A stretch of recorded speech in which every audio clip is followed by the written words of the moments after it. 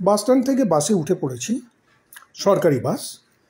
এখানে দু ধরনের বাস সার্ভিস সরকারের তরফ থেকে চালানো হয়। একটা হচ্ছে জিএসআরটিসি, মানে যেটা গুজরাট স্টেট ট্রান্সপোর্ট কর্পোরেশন, তারা বাস চালায়। আরেকটা এএমটিএস বলে একটা বাস চলে, সেটাও সরকারের। তো এখানে বাসে উঠে পড়েছি আমি।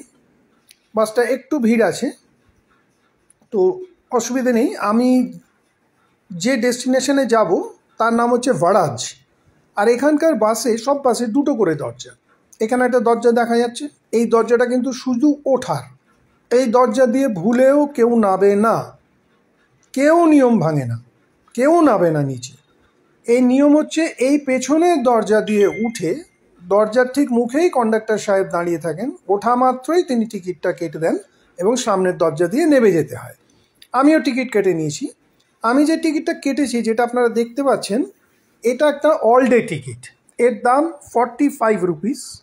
কিন্তু দেখুন, লক্ষ্য করে বিভিন্ন জায়গায় কতগুলো পাঞ্চের চিহ্ন দেখা যাচ্ছে। একটা ছোট স্টেপলারের মতো দেখতে পাঞ্চিং মেশিন দিয়ে এগুলো পাঞ্চ করে দেওয়া হয়েছে। এটা কিন্তু র্যান্ডামলি পাঞ্চ করা হয়নি, ঠিক কতগুলো নির্দিষ্ট কথার ওপরে পাঞ্চ করা হয়েছে।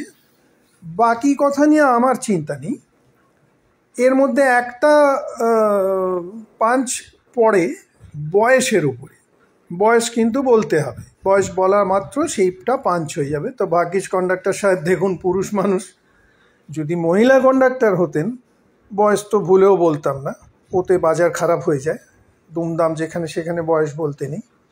তো এই টিকিটটা নিয়ে আমি রাত্রির 11টা পর্যন্ত ঘুরতে পারবো, যেখানে খুশি যতবার খুশি।